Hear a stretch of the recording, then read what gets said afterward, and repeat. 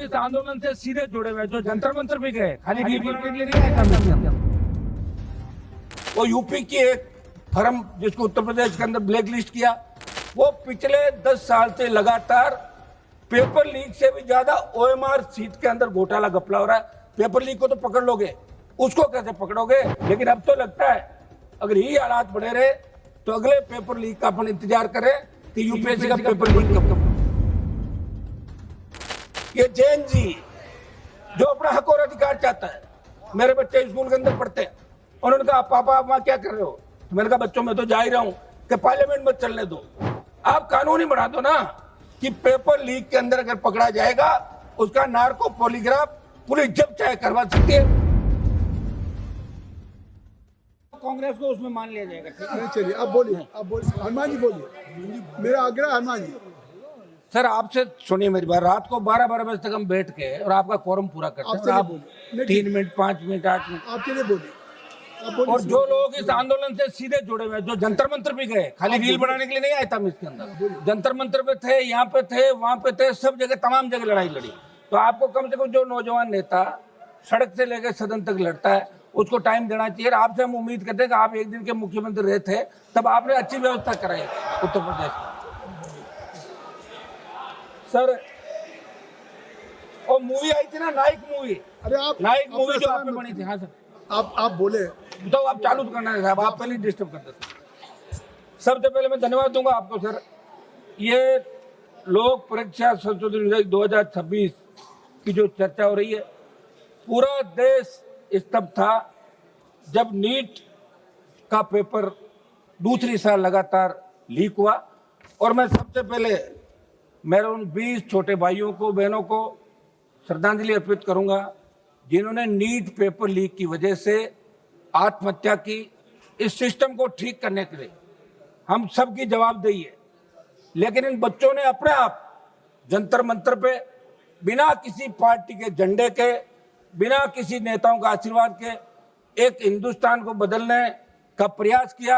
मैं स्वयं मौके पे गया था सभापति जी, राजस्थान के अंदर भी बहुत से प्रदर्शन हुए और पेपर लीक की घटनाएं चाहे किसी भी सरकार के समय रही, चाहे किसी भी राज्य के अंदर रही, हम सबकी जिम्मेदारी बनती है कि पेपर लीक नहीं होने चाहिए।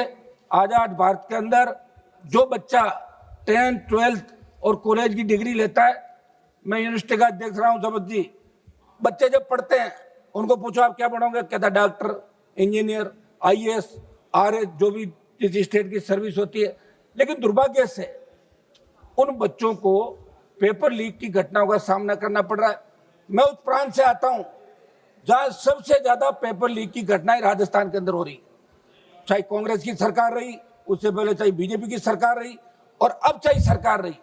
अब तो यह दुर्भाग्य है कि OMR सीट का जो घोटाला वहां पे हुआ है, वो यूपी की एक फर्म जिसको उत्तर प्रदेश के अंदर ब्लैक लिस्ट किया, वो पिछले 10 साल से लगातार पेपर लीक से भी ज्यादा OMR सीट के अंदर घोटाला घपला हो रहा है। पेपर लीक को तो पकड़ लोगे, उसको कैसे पकड़ोगे?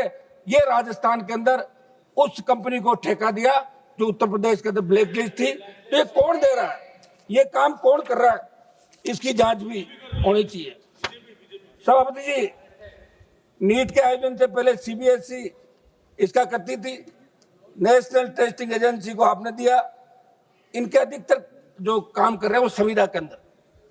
ये पेपर लीक होने के बाद जब नजर पड़ी तो देश के अंदर नीट के अलावा बहुत से ऐसे एग्जाम थे जिनके पेपर लीक हुए। UPSC पे बहुत बड़ा भरोसा देश का छात्र करता है, लेकिन अब तो लगता है अगर यही हालात बने रहे तो अगले पेपर लीक का अपन इंतजार करें कि UPSC का पेपर लीक कब हो। आप ये कानून लेके आए और निश्चित रूप से इस अवधि के अंदर अच्छा ये होता कि आपके मंत्रियों का डेलीगेशन जंतर मंतर जाता, बच्चों से बात करता और मैसेज आप देश के अंदर देते कि हम बच्चों के साथ है। बच्चे चाहे किसी भी पार्टी के हैं, बच्चे हमारे।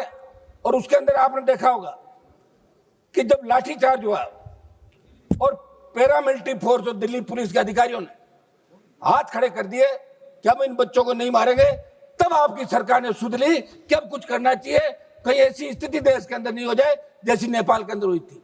ये जैन जी जो अपना हक और अधिकार चाहता है। मेरे बच्चे स्कूल के अंदर पढ़ते हैं, उन्होंने कहा पापा आप वहाँ क्या कर रहे हो, तो मैंने कहा बच्चों मैं तो जा ही रहा हूँ कि पार्लियामेंट में चलने दो। मैं हमारी जो इंडिया अलायंस है, इन तमाम पार्टियों को इस बात का धन्यवाद दूंगा कि इसके अंदर इंडिया अलायंस की सारी पार्टियां एक साथ दिखी, विरोध किया, और विरोध का ही परिणाम था कि सरकार तीसरी बार झुकी। किसान आंदोलन में भी आपने जिद की थी। 700 किसानों की शहादत के बाद आप लोग बेक हुए। आपने अपने सारे सांसद जो बीजेपी के थे, मंत्री थे, इनसे लिखा कि बिल बहुत अच्छे हैं, और फिर अचानक प्रधानमंत्री जी ने बिल वापस लिया। एक सांसद हमारे यहीं बैठे हैं, उनको पता कितनी स्टेज बाद में गुजरना पड़ा।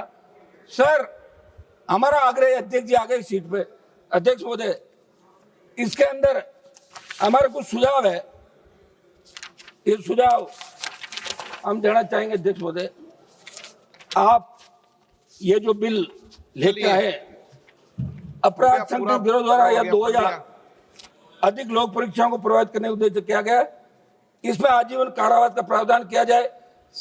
तो एक मिनट, दो सिद्ध व्यक्ति आजीवन किसी भी लोक परीक्षा, सरकारी भर्ती, सरकारी सेवा, सार्वजनिक उपभोक्ता, सरकारी सुविधा में भाग लेने के अयोग्य, अन्वेषण की संपूर्ण कार्रवाई को डिजिटल वीडियो रिकॉर्डिंग की जाए तथा उसकी निगरानी संबंधित उच्च न्यायालय द्वारा नामित न्यायाधीश से करवाने का प्रावधान इसके अंदर रखा जाए।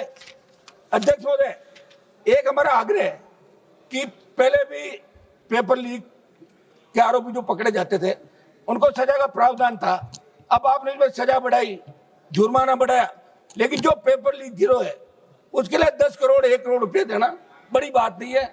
मेरा आग्रह है कि ये जिस तरह मुलजिम पे रखा जाए कि वो सिद्ध करे कि वो दोषी नहीं है, ये कानून के अंदर होना चाहिए। और हमारा एक आग्रह ये है, हमारे डीजीपी साहब बैठे हैं, नार्को टेस्ट और पॉलीग्राफ ये किसी मुलजिम का करना होता है तो कोर्ट तय करेगा कि नार्को टेस्ट होगा कि नहीं होगा। आप कानून ही बना दो ना कि पेपर लीक के अंदर अगर पकड़ा जाएगा उसका नार्को पॉलीग्राफ पुलिस जब चाहे करवा सकती है। ये हम सुझाव इसके अंदर दे रहे, क्योंकि सर हमने वो स्थिति खुद देखी, जंतर मंतर पे गए, ये परिस्थितियां देखी है सर।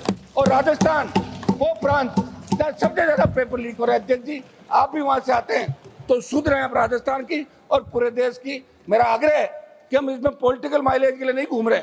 हमने कई लोगों को देखा जो पॉलिटिकल